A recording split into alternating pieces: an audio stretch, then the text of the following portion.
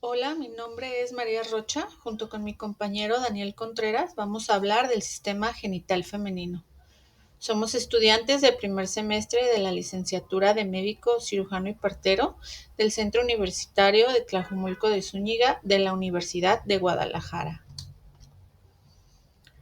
Como introducción a la anatomía del sistema genital femenino, se menciona que está integrado por los órganos genitales femeninos internos y externos. Los órganos genitales internos se dividen en ovarios, trompas uterinas, útero y vagina. En cuanto a la relación con los genitales externos, se describe la vulva, que incluye el monte del pubis, labios mayores, labios menores, clítoris y vestíbulo vulvar. A lo largo de esta presentación describiremos cada uno de estos órganos. El ovario es la glándula sexual femenina que por su secreción interna, que viene siendo endocrina, asegura los caracteres sexuales femeninos y por su secreción externa, elabora los ovocitos primarios y secundarios, que son conocidos como gametos femeninos. Existen dos ovarios, derecho e izquierdo, situados en la pelvis anterior, adelante y laterales al recto, por detrás del ligamento ancho del útero. Son glándulas sólidas de forma ovoide con una longitud de 2.5 a 4.5 centímetros y un espesor de 0.5 a 1 centímetro. Se caracteriza por su color blanco rosado y su superficie está levantada por el desarrollo regular de los folículos ováricos. El ovario presenta una cara lateral y una cara medial, un borde libre posterior y delgado, un borde mesovárico anterior e iliar, una extremidad superior, que es la tubaria, y una extremidad inferior, que es la uterina. La vascularización del ovario, en cuanto a arterias, la principal es la ovárica, rama de la aorta abdominal. Accesoriamente estas están las ramas ováricas que provienen de la arteria uterina.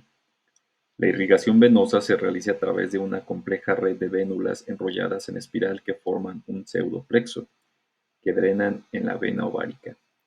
Las venas salen del ovario y a nivel del ilio, se anastomosan con las venas uterinas y desembocan en la vena renal del lado izquierdo y en la cava inferior del lado derecho. En cuanto a la inervación, proceden de los ganglios mesentéricos superiores, preaórticos de los troncos que van al riñón. Acompañan a los vasos uterováricos y entran por el ilio, dando ramos vasculares y sensitivos. Las relaciones anatómicas del ovario en la cara medial está cubierta por el infundíbulo de la trompa uterina y el mesosalpinx. En la cara lateral se relaciona con la fosa ovárica, que a su vez está en contacto con estructuras como la arteria ilíaca interna y el uréter. En el borde anterior, aquí se inserta el mesovario. En el borde posterior está en relación con la trompa uterina. En cuanto a los medios de fijación, está el ligamento suspensorio del ovario, el ligamento propio del ovario, el mesovario y la mesosalpinx. Referente al ligamento suspensorio del ovario, es el más eficaz. Está formado por el mesovario, fijado a la fosa ilíaca por arriba y por detrás, llega a la extremidad tubárica del ovario y al mismo tiempo se fija en el infundíbulo de la trompa uterina y en el peritoneo del ligamento ancho, solidarizando estos tres elementos que quedan unidos al estrecho superior de la pelvis. En cuanto al ligamento propio del ovario, une al borde anterior del ovario con el ángulo del útero, donde se inserta por detrás y por encima de la trompa uterina. Está tapizado por el peritoneo de la hoja posterior del ligamento ancho. Se relaciona con la rama ovárica de la arteria uterina. Asegura la orientación del ovario y lo hace solidario del útero. En cuanto al mesovario, está formado por la hoja peritoneal del ligamento ancho, con el cual une al ovario. El peritoneo se detiene alrededor del ilio del ovario, donde se interrumpe bruscamente en contacto con el epitelio ovárico.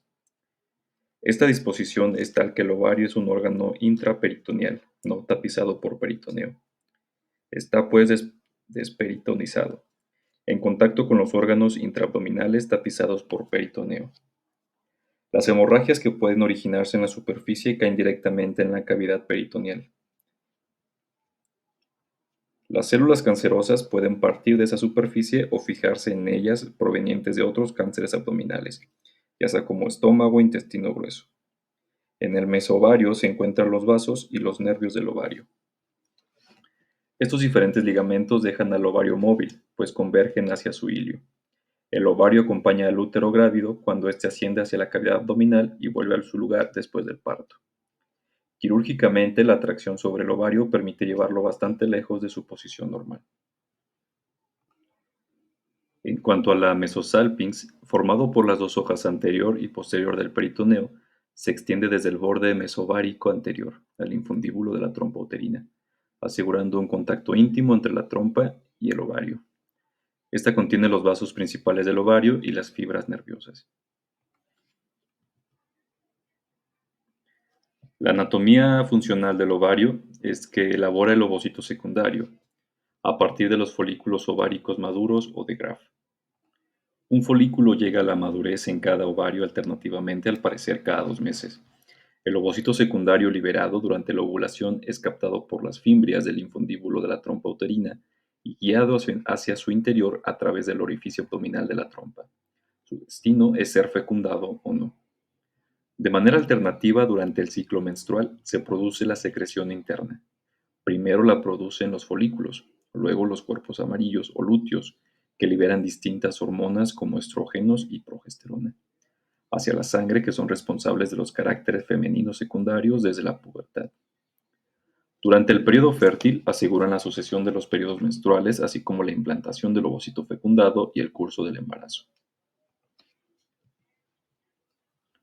En cuanto a la trompa uterina o trompa de Falopio, o también conocido como oviducto, es un conducto bilateral, de 10 a 12 centímetros de largo, extendido desde la extremidad tubárica del ovario hasta el cuerpo del útero. Este conducto muscular, tapizado por mucosa, conduce el ovocito hacia la cavidad uterina. Se describe una parte lateral, con el infundíbulo y la ampolla, una parte medial como el istmo, una porción intramural o uterina.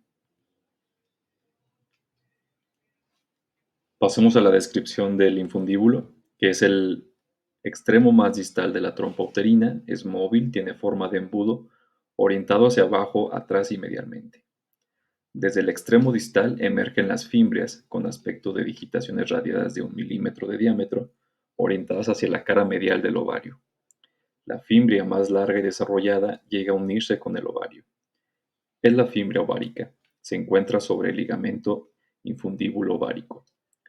Las fimbrias flotan libremente en la cavidad peritoneal.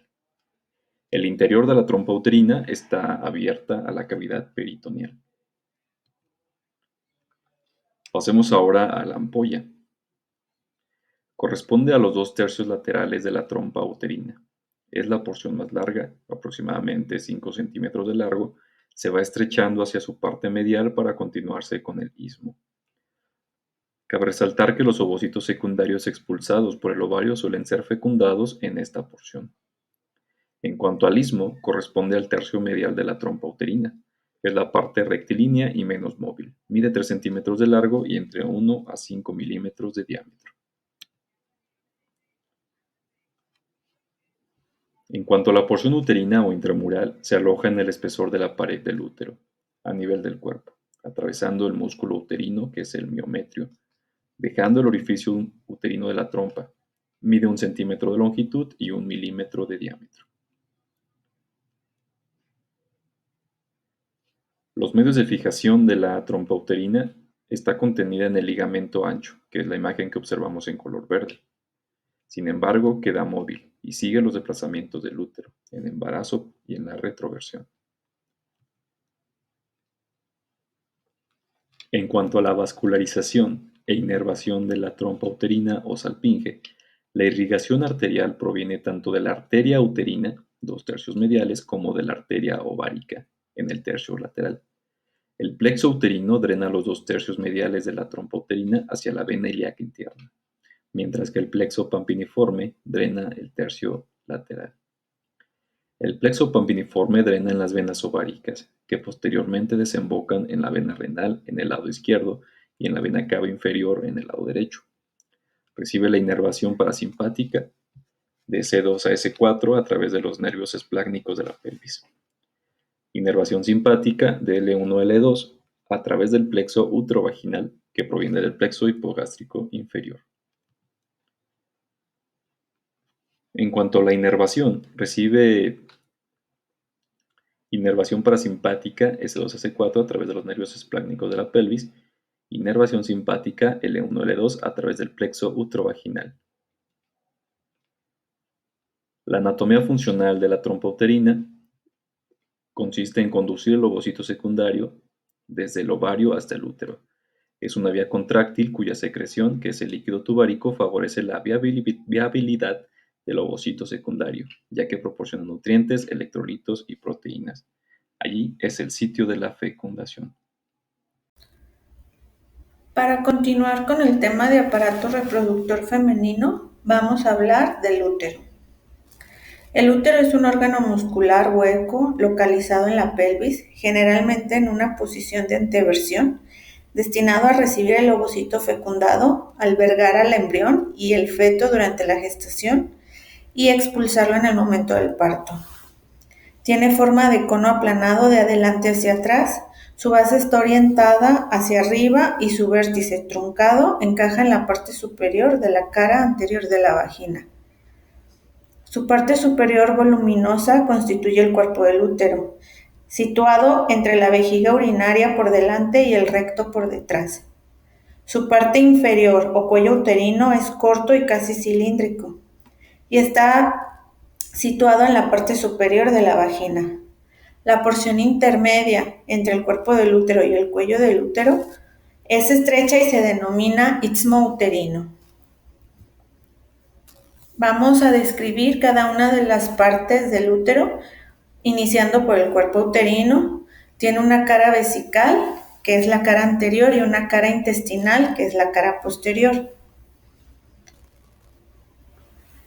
El fondo uterino o borde superior es la parte más ancha. Al unirse con los bordes laterales forman los ángulos superolaterales donde se unen las trompas uterinas, que vamos a describir más a detalle posteriormente. Los bordes laterales derecho e izquierdo son cóncavos de arriba hacia abajo y convexos de adelante hacia atrás. Son gruesos y están ocultos por la implantación de las hojas peritoneales. Ambos bordes son seguidos por los vasos y nervios del útero que lo penetran y emergen de él. Ahora describiremos el istmo del útero, que es la porción que se encuentra entre el cuerpo y el cuello del útero, como habíamos mencionado previamente. Tiene aproximadamente 1 centímetro de longitud y es la parte más estrecha del útero. Se encuentra cubierto por peritoneo solo por la parte posterior. Para finalizar con las partes del útero, hablaremos del cuello del útero o cérvix. Corresponde al tercio inferior y tiene forma de cono de 8 a 12 milímetros de largo por 2 a 2.5 centímetros de ancho aproximadamente. El límite superior del cuello del útero es el orificio anatómico interno del útero, que lo separa del istmo. En su vértice se encuentra el orificio externo del útero. La vagina se inserta en el contorno del cuello uterino. La porción vaginal del cuello uterino es la única parte visible desde el exterior. Esto se puede ver a través de la vagina. El cuello del útero está separado de las paredes vaginales por el fornix de la vagina, que forma un profundo canal circular. El útero está formado por 3 capas. La primera, mucosa o endometrio, tapiza la cavidad uterina. En esta se distinguen 2 capas, una funcional, que es la que se desintegra en cada menstruación, y otra basal, que no experimenta cambios. La segunda capa muscular o miometrio es una capa de músculo liso, grueso, formado por 3 capas, una externa, una media y una interna. A menudo en esta capa muscular se presentan formaciones tumorales benignas, denominadas leiomiomas uterinos. La última capa es la serosa o perimetrio y está formada por el peritoneo, que tapiza solo una parte del útero.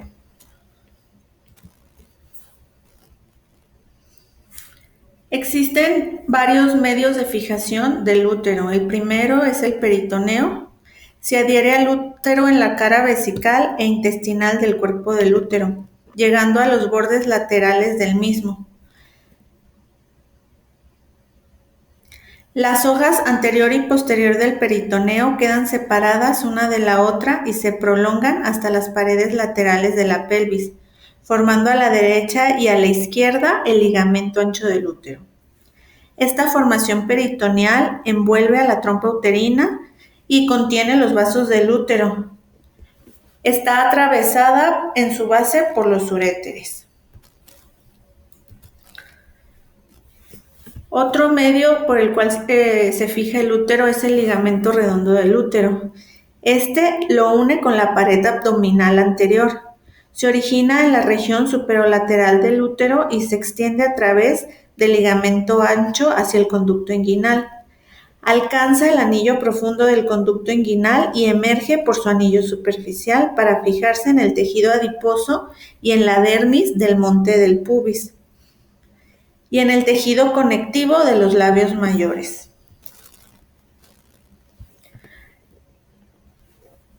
También se fija mediante el ligamento rectouterino o uterosacro. Este une al istmo uterino desde la línea media posterior a la cara anterior del sacro, tanto a la izquierda como a la derecha. Su borde superior levanta el peritoneo y forma una saliente muy marcada en la parte inferior del fondo del saco rectouterino o saco de Douglas. Espacio entre el útero, el recto o la vejiga. Contiene algunos vasos linfáticos y sobre todo el plexo hipogástrico inferior, cuyos ramos se distribuyen en los órganos de la pelvis menor. Vamos a hablar sobre las relaciones anatómicas del útero. Anteriormente está relacionado con las asas delgadas o el colon sigmoide y la vejiga urinaria. Por la parte posterior se relaciona con la cara anterior del recto y lateralmente con el ligamento ancho, la trompa uterina, el ligamento redondo del útero, vasos arteriales y venosos y los uréteres. En cuanto a la vascularización, existe de cada lado una arteria principal, la arteria uterina. Esta recorre lateralmente el útero en forma ascendente y también existen dos arterias accesorias, las arterias ováricas, que participan muy poco en la irrigación uterina a través de su anastomosis con la arteria uterina. La sangre venosa del útero es drenada por las venas que acompañan a las arterias uterinas. Estas son las venas uterinas, las cuales se unen a las venas ilíacas internas.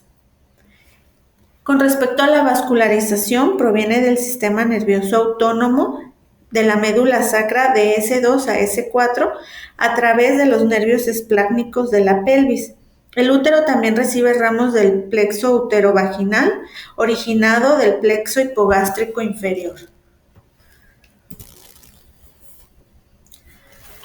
La anatomía funcional se divide en fuera del embarazo y durante el embarazo. Fuera del embarazo y durante el periodo de actividad exócrina de los ovarios, el útero sufre modificaciones que producen el curso del ciclo menstrual. La mucosa parece prepararse para la anidación eventual del óvulo. Si no se presenta esta anidación, se exfolia, terminando en la hemorragia del flujo menstrual, con la cual comienza un nuevo ciclo. En caso de embarazo, la hipertrofia del útero no se debe solo al desarrollo del feto y de la placenta.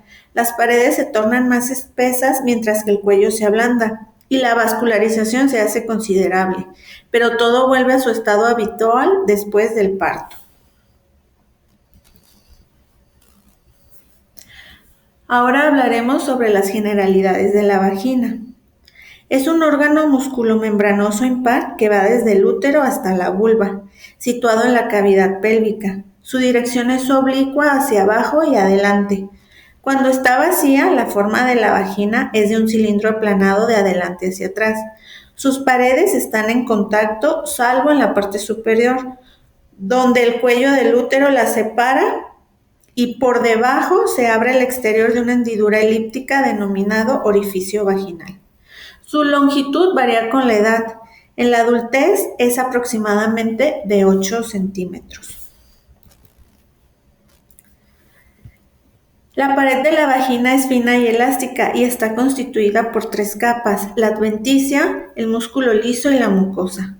Se relaciona anteriormente con la vejiga y la uretra, posteriormente con el recto y superiormente con el cuello uterino y el piso pélvico que la rodea. La vascularización proviene de la arteria vaginal, que es una rama de la ilíaca interna. También de la arteria uterina por las ramas vaginales y de la arteria rectal media, que da algunas ramas para la pared posterior. Las raíces arteriales son bilaterales, oblicuas hacia abajo y medialmente, y están anastomosadas entre sí en el plano mediano. El drenaje venoso se realiza a través del plexo uterino, que desemboca en las venas uterinas y luego en las venas ilíacas internas. Este plexo desciende por la cara lateral del útero cerca del cuello uterino y se encuentra dentro del ligamento ancho.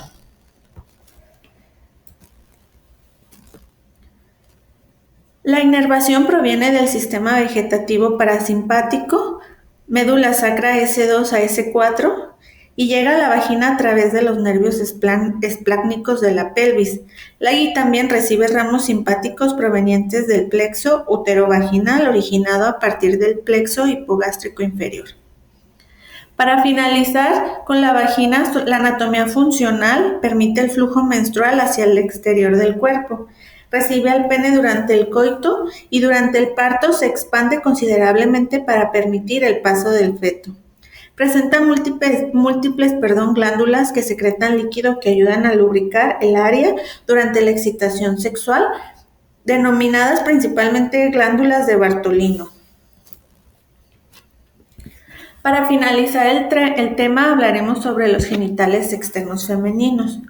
Se designa vulva al conjunto de órganos genitales externos de la mujer, situados por debajo de la pared abdominal anterior, en el perineo anterior, región urogenital, por delante del ano, por dentro y por encima de la cara medial de los muslos.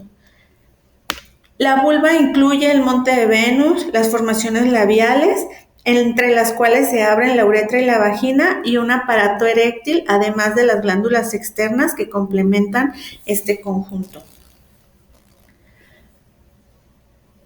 Vamos a iniciar definiendo el monte del pubis, que es una saliente redondeada situada debajo de la pared abdominal, por delante de la sínfisis del pubis, ubicada en la parte anterior de la vulva. Se cubre de vellos en la pubertad y está formada por tejido adiposo. Es donde terminan fibras de los ligamentos redondos del útero.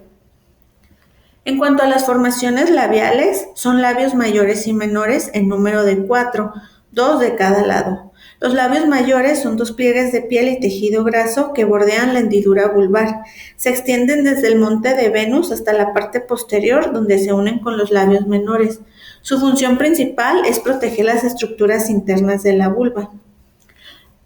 Respecto a los labios menores, también llamados labios internos, son pliegues de piel delgados y sin vellos que se encuentran dentro de los labios mayores, rodean el vestíbulo vulvar y contienen las aberturas de la uretra y la vagina. La hendidura que aparece cuando se separan los labios mayores se denomina hendidura vulvar.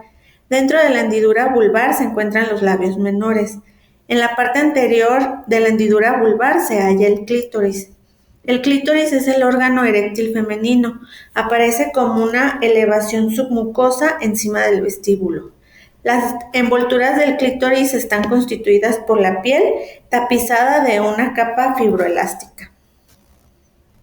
La vascularización de los genitales externos femeninos depende de 2 territorios vasculares: pudendos internos, que son las ramas de la arteria ilíaca interna para las formaciones eréctiles, y la glándula vestibular mayor.